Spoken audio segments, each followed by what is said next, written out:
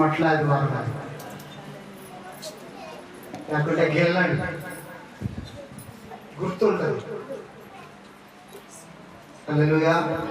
చక్కటి దేవుడు ఈ మాట్లాడి వారాన్ని ఎందుకు ప్రత్యేకించాడంటే తిరిగి తాను ఎక్కడైతే జన్మించాడో ఆ పట్టణంలోనికి, యెరూషలేము పట్టణంలోనికి తిరిగి ప్రవేశించడం కొరకు ఆయన తనకు తాను రాజుగా ప్రకటించుకొని వస్తున్నటువంటి తరుణం. మార్కు సువార్తలో చక్కటి మాట ఉంటుంది. 11వ అధ్యాయంలో మొదటి వచనం నుంచి యెరూషలేమునకు సమీపించి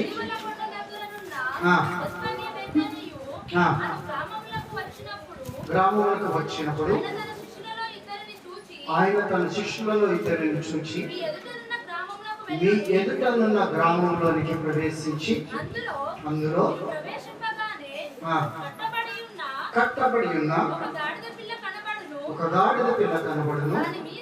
దాని మీద ఏ మనుష్యుడు కూడా కూర్చుండలేదు. దాన్ని విప్పి తోలుకొని రండి. హల్లెలూయా. ఈ గాడిద పిల్ల ప్రత్యేకించబడినటువంటి గాడిద, దేవుని కొరకు ప్రత్యేకించబడినటువంటి గాడిద. మనం ఏదైనా ఊరికి వెళ్ళేటప్పుడు సీట్ రిజర్వేషన్ చేసుకుంటాం కదా, బస్సులో కానీ ట్రైన్లో కానీ. అది మీకు ఇచ్చారు, గవర్నమెంట్ ఇచ్చిన అర్హత. అలాగే తండ్రి యెహోవా దేవుడు తన ద్వితీయ కుమారుడు కోసము ప్రత్యేకించి ఆ గాడిదను పుట్టించాడు. దాని మీద ఏ మనుష్యుడు కూడా ఇంతవరకు కూర్చోలేదు. హల్లెలూయా. అలాగే దేవుడు తన రక్షణని అనుగ్రహించి అనుగ్రహించిన తర్వాత ఆ సువార్తను ప్రకటించే భారం కూడా మన పైన వేశాడు. హల్లెలూయా. ఇప్పుడు మనం కూడా ప్రత్యేకించబడినటువంటి ఎవరు అంటే ఎవరమే గాడిద. దేవుని రాజ్య సువార్త ప్రకటించే భారము. ఏంద్రా పాస్టర్ గారికి పిచ్చాను పట్టిందా, మనలందరూ గాడిదలు అంటున్నారు అంటుంటే, అట్టి భారమైన హృదయం కలిగి ఉండాలి. ఏం కలిగి ఉండాలి? భారమైన హృదయం. బాప్తిసం తీసుకున్నాం, దేవుడు రక్షణ ఇచ్చాడు, శరీరంలో రక్తంలో పాలుభాగస్సులు అవుతున్నాం. ఇప్పుడు ఆ గాడిద ఏ విధంగా ప్రత్యేకించబడి ఉన్నదో మనము కూడా దేవుని దృష్టిలో ఎలా ఉండాలంటండి? అది స్పెషల్. దేవుని దృష్టిలో మనం ప్రత్యేకపరచబడినటువంటి వారు. ఈ మధ్యన కూడా కొన్ని కోట్ల మంది ఉన్నారు, కానీ వారిలో నిన్ను నన్ను ప్రత్యేకించాడు. ఎందుకు? ఆయన భారము మొయ్యడానికి, ఆయన రాజ్య సువార్త ప్రకటించడానికి, ఆయన మహిమ కార్యములు మహిమపరచడానికి దేవుడు నిన్ను నన్ను ప్రత్యేకించాడు. అందుకే గాడిద పేరు కూడా జీవగ్రంథంలో ఎక్కించబడటానికి దేవుడు కృప చూపాడు. హల్లెలూయా. ఏంటంటే కృప. ఎన్నిక లేని గాడిదను చూస్తే మనం వెళ్ళబడతాం, కానీ దేవుడు చెప్తున్నాడు, సృష్టికర్త అయినటువంటి దేవుడు తన తండ్రి చిత్తాన్ని నెరవేర్చడానికి వచ్చాడు. కాబట్టి తన్ను తాను తగ్గించుకుని అల్పమైనటువంటి గాడిద మీద ఎక్కి యెరూషలేము పట్టణంలో ప్రత్యేకపరచబడిన స్థితిలోకి ప్రవేశిస్తున్నాడు. హల్లెలూయా. ఎలా ప్రవేశిస్తున్నాడు అంటే ప్రత్యేకముగా. ఇక్కడ యోబు గ్రంథంలో చూసినట్లయితే చక్కటి మాట ఇంకోటి ఉంటుందండి. 39వ అధ్యాయము 5వ వచనం నుంచి 7వ వచనం వరకు చదువుకుందాం.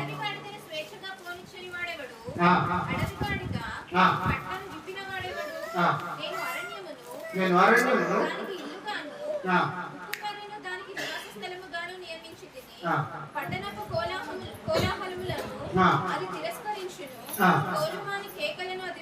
తోలువారి కేకలది వినదు. అటువంటిది ఇక్కడ గాడిద లక్షణాల గురించి చెప్పాడు.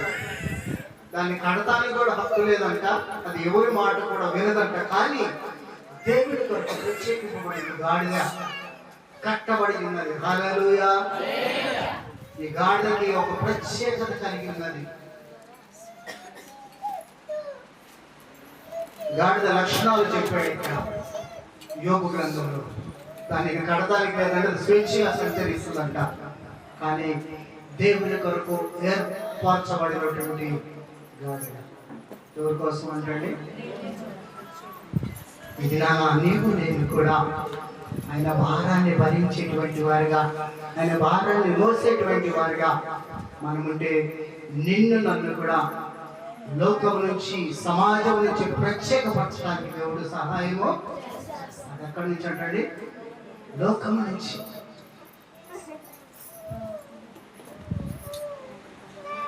ఈ దినాన నేను ఇక్కడ నిలబడి ఉండొచ్చు, రేపటి దినాన నీవు కూడా ఆశపడితే ప్రత్యేకపరచబడడానికి దేవుడు నిన్ను కూడా ఉపయోగించుకోవటానికి దేవుడు సహాయం. దేవుని కొరకు నువ్వు సమర్పించుకున్నావు. సమర్పణ జ్ఞానం కలిగిన వారిగా నేను నిలబడడానికి దేవుడు సహాయము. ఇది నీవు నేను కూడా అతి సహృదయాన్ని కలిగినటువంటి వారికి ఉన్నారు. ఎందుకు వచ్చాడు పట్టణంలో కింద వచ్చారు చదువుతాం. ఇదే వారికి స్వార్థలో ఎవడైనాను మీరెందుకు ఇలాగ చేయించున్నాడని మిమ్మల్ని అడిగిన ఎడల అది ప్రభువునకు. ఎవరికి కావాలంటండి? ప్రభువునకు. ఇది నీవు నేను కూడా ప్రభువుకి కావాలి.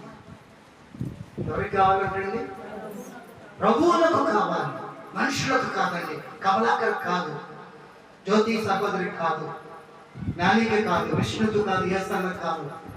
ఎవరికి కావాలంటే మనము ఎవరు కావాలి? ప్రభువు నిన్ను ప్రత్యేకపరిచాడు లోకంలో నుంచి. హల్లెలూయా. ఎక్కడి నుంచి ప్రత్యేకపరిచాడు అంటే లోకం నుంచి నిన్ను ప్రత్యేకపరిచిన గొప్ప దేవునికి నువ్వు కావాలి. ఇక్కడున్న ప్రతి వ్యక్తి కూడా కావాలి దేవునికి. ఏ ఒక్కరు కూడా నశించుకోవడానికి ఇష్టం లేదు. ప్రతి వారు కూడా పరలోక రాజ్యంలో ఆయన ఉండాలని చెప్పి ఆశపడుతున్నాడు.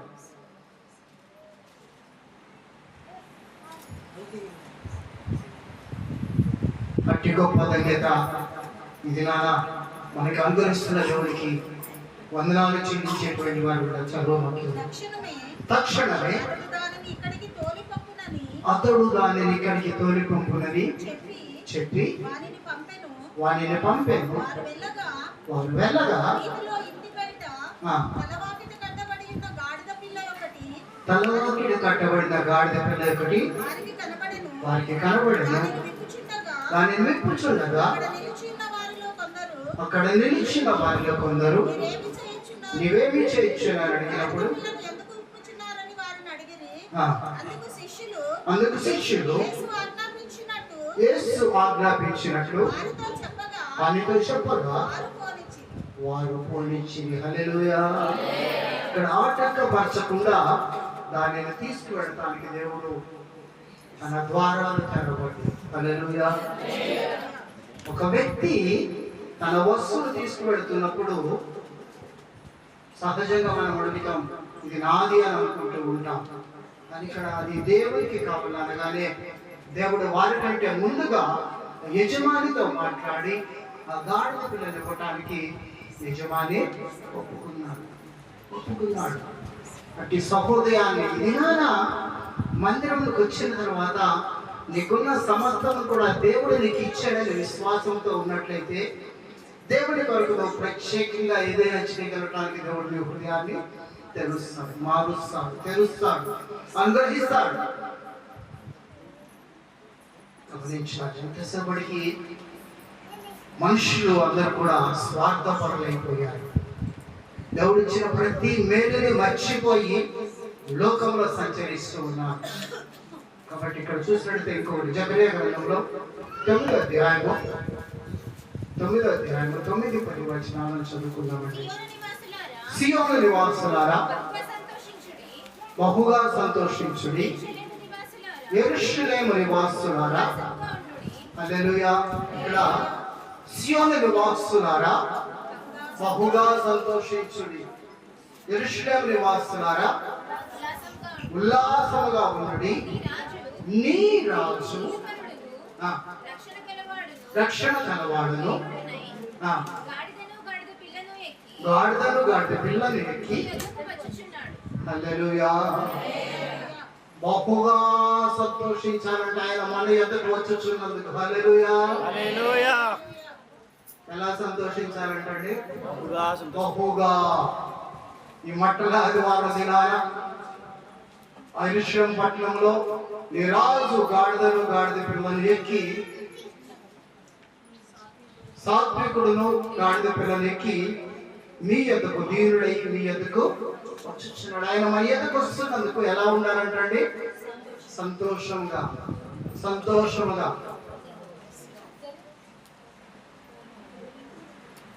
మన ఊరికి వెళ్తున్నప్పుడు మన ఊరు దగ్గరకు వస్తున్న కొద్దీ మన మనసులో ఏముంటదండి?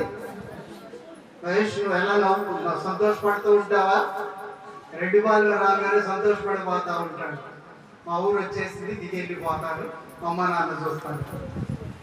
అలాగే దేవుడు మన గృహానికి, మన ఇంటికి, మన పట్టణానికి, మన దగ్గరకు వస్తున్నప్పుడు ఎలా ఉండాలంటండి?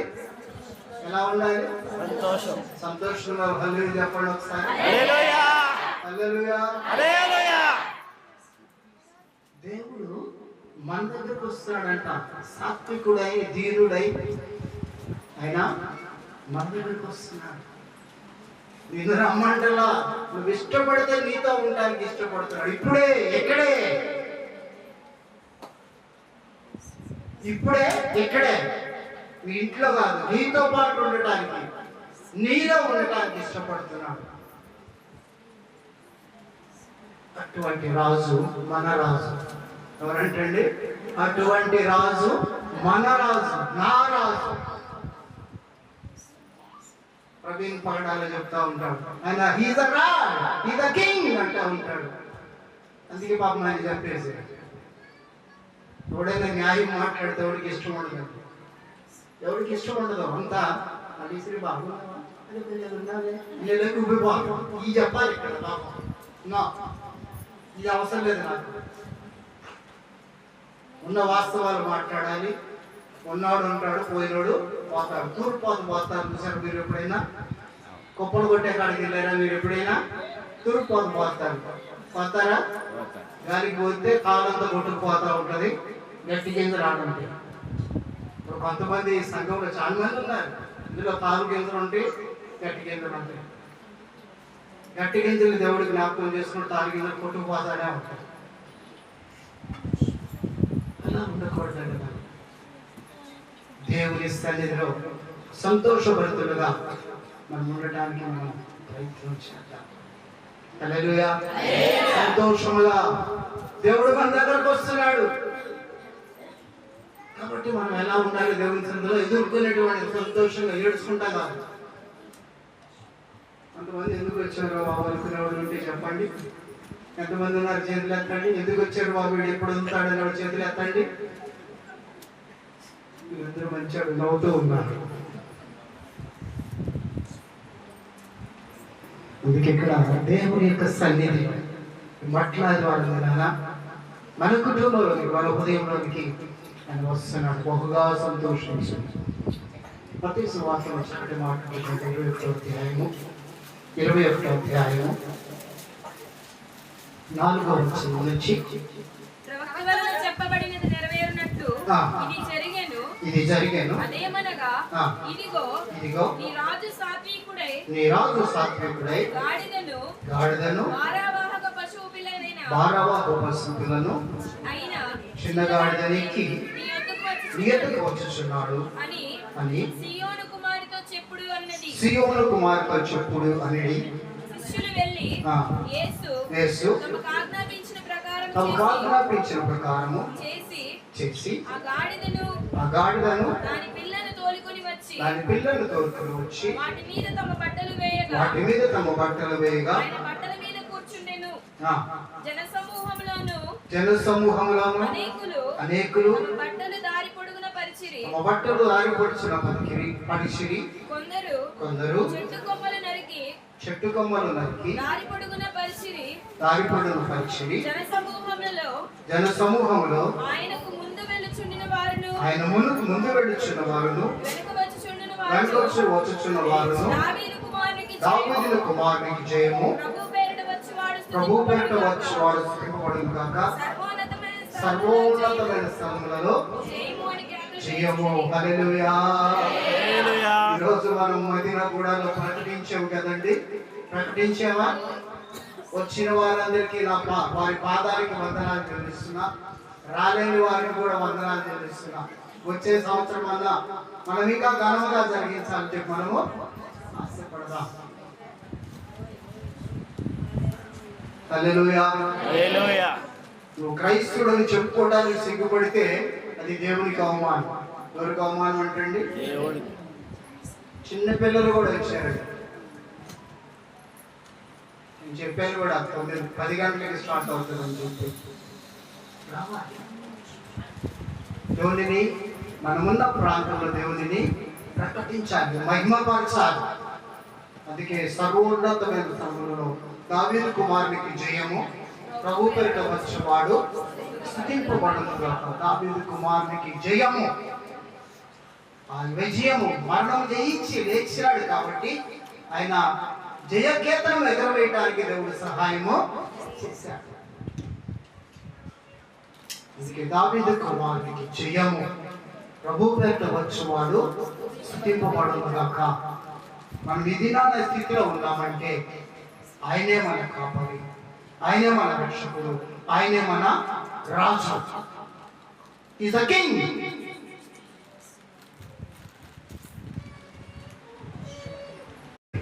నాతో ఉన్నవాడు నన్ను ఎరిగిన నా దేవుడు, మనతో ఉన్నవాడు నన్ను ఎరిగిన మన దేవుడు. రాజులకు రాజు, ప్రభులకు ప్రభువు. హల్లెలూయా. ఆయన కృప నిత్యము అంతా ఉంటుంది. His mercy is always with our. ఈ చక్కటి మాటలు జీవగ్రంథం చదువుతుంటే ఎట్లా ఉంటుందంటే మైండ్ బ్లో అయిపోతా ఉంటుంది. చదవాలి, చదివేటప్పుడు అర్థం చేసుకుని చదవాలి. ఊరికే చదివాం కాదు, పేజీలు అయిపోతా ఉంటారు. రోజుకు ఒక వచ్చిన అర్థం తెలిసే విధంగా చదవండి. అప్పుడు దేవుడు మాట్లాడుతూ మొదలు పెడతాడు. దేవుడు మాట్లాడుతూ మొదలు పెడతాడు. మనం ఎందుకు ఈ లోకంలోకి వచ్చామో పరమార్థం ఎరిగినటువంటి వారిగా మనము ఉండాలి. పరమార్థం ఎందుకు వచ్చినాము, ఏం చేస్తున్నాం అనేది పరమార్థం కలిగిన వారిగా మనము ఉండాలి. ఇంకెంత చక్కటి మాట్లాడితే ప్రవచనం నెరవేర్చడం కోసం ఈ లోకానికి వచ్చాడు. ప్రవచనం తండ్రి ఏదైతే చిత్తానుసారంగా ప్రవచనాత్మకంగా ఈ లోకానికి పంపాడో అది నెరవేర్చబడటానికి ఈ లోకానికి ఆయన వచ్చాడు. హల్లెలూయా. ప్రవచనం కారణ జన్ముడిగా ఈ లోకాన్ని జన్మించాడు. ఆ ప్రవచనాత్మకమైనటువంటి కృప ఆయన పైన దేవుడు తండ్రి యెహోవా దేవుడు ఇచ్చాడు. అది నెరవేర్చబడటానికి రిక్తుడిగా తనను తాను తగ్గించుకుని లోకానికి వచ్చాడు. పాడైపోయిన జీవితాలను, పతనమైన బ్రతుకులను, పాపంలో ఉన్న ప్రతి వారికి విడుదల దయచేయడానికి లోకానికి వచ్చాడు. ఇదే మార్కు సువార్తలో ఇంకొక మాట చదువుకున్నాం. 8వ వచనం నుంచి 11వ వచనం వరకు చదువుకున్నామండి. కొందరు తమ పొలంలో నరికిన కొమ్మలను పరిచిరి, మరియు ముందు వెళ్ళుచున్న వారు వెనుక వచ్చుచున్న వారును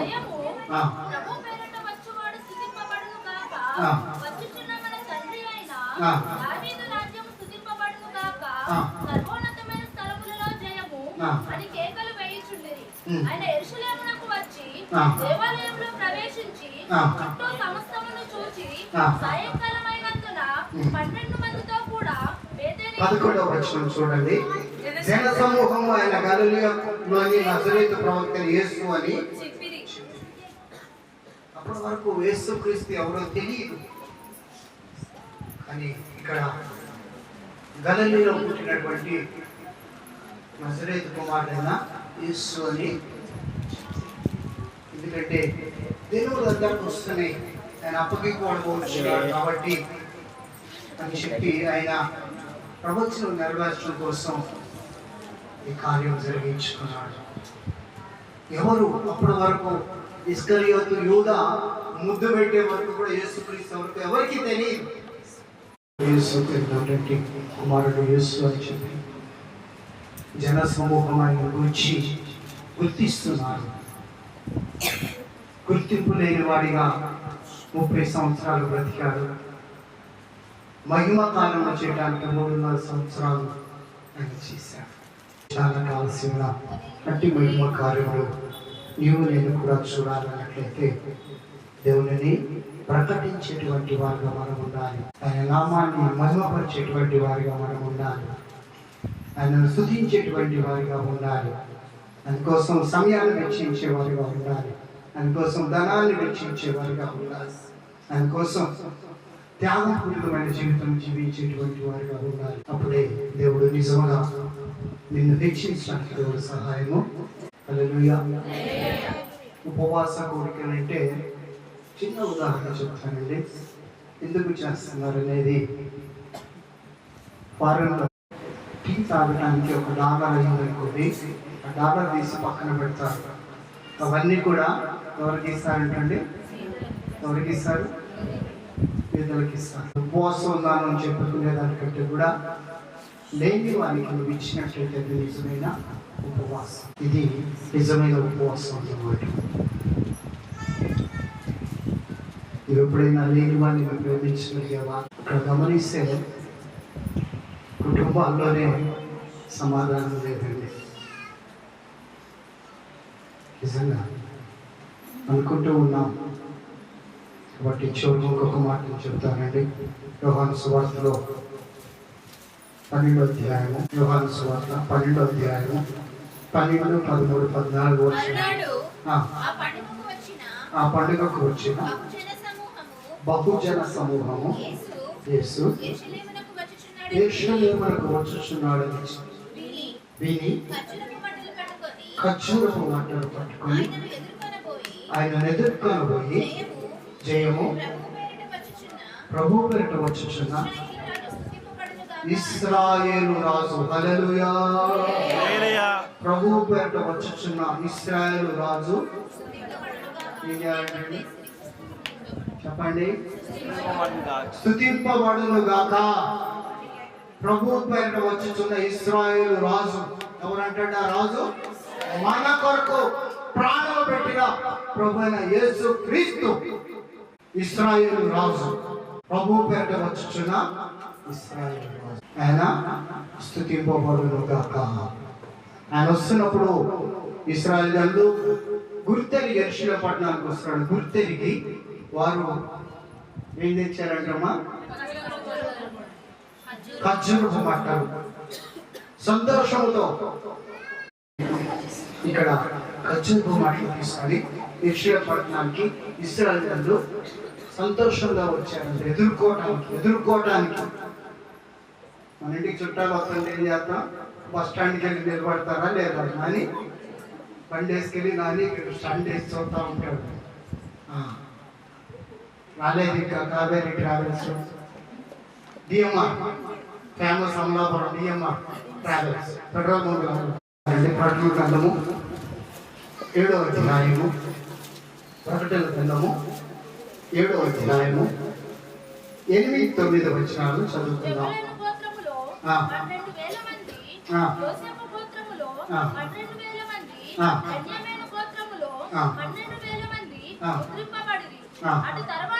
అటు తర్వాత నేను చూడగా ఇదిగో ప్రతి జనముల నుండి ప్రతి వంశంలో నుండి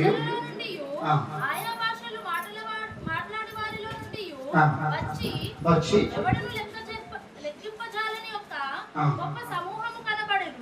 వారు తెల్లని వస్త్రములు ధరించుకున్న వారై ఖర్జూరపు మట్టలు చేత పట్టుకుని సింహాసనముని ఎదుటను గొర్రెపిల్ల ఎదుటను నిలువబడి సింహాసనసీనుడైన ఆ దేవునికి గొర్రెపిల్లకును ఆ రక్షణ స్తోత్రమని మహాశబ్దముతో ఎలుగెత్తి చెప్పిరి. హల్లెలూయా. పిలువబడిన జనులు, ప్రత్యేకించబడిన జనులు వంశంలో నుంచి వారందరూ ఎక్కడున్నారంటే తెల్లని వస్త్రములు ధరించుకొని గొర్రెపిల్ల సింహాసనం ఎదుట ఖర్జూరపు మంటలు పట్టుకొని ఏమంటున్నారు? నిలువబడి ఆ దేవునికి గొర్రెపిల్లకును మా రక్షణకై స్తోత్రమని మహాశబ్దముతో ఎలుగెచ్చి చెబుతున్నారంట. హల్లెలూయా. ఇది నీవు నేను కూడా దేవుని దృష్టిలో ప్రత్యేకించబడిన జనము. ఎవరమంటండి? ప్రత్యేకించిన జనము, ఏర్పరచబడిన జనము దేవుని ఎదుట ఖర్జూరపు మంటలు పట్టుకొని గొర్రెపిల్ల ఎదుట సింహాసనం ఎదుట మహాశబ్దముతో ఆయనని స్తుతిస్తున్నారంట. ఇది నీవు నేను కూడా ఆ సింహాసనం సీనుడు ఎదుట స్తుతించేటువంటి వారిగా మనం ఉండాలి, మహిమపరిచేటువంటి వారిగా ఉండాలి, ఘనపరిచేటువంటి వారిగా ఉండాలి, ఆయన చేసిన మేలులను జ్ఞాపకం చేసుకున్న వారిగా ఉండాలి. ప్రతి వంశంలో నుండి ఎంత చక్కటి మాట అంటే ఇది ఆ వంశావళిలో నీవు నేను కూడా ఉన్నాం. దేవునికి వందనాలు చెల్లించే వారిగా ఉండాలి. హల్లెలూయా. ఎవరు అంటండి? మనము ప్రత్యేకించబడిన వంశంలో ఉన్నవారు. ఎవరు అంటండి? ఇక్కడ దేవుని దగ్గర కుల మత విచక్షణ జ్ఞానం లేదు, అందరూ సమానులే. ఆ స్తుతింపబడేటువంటి ఈ కొబ్బరి ఖర్జూరు మూటలు పట్టుకొని ఆయనని స్తుతిస్తూ ఉన్నారంట. ఏం పట్టుకొని అంటే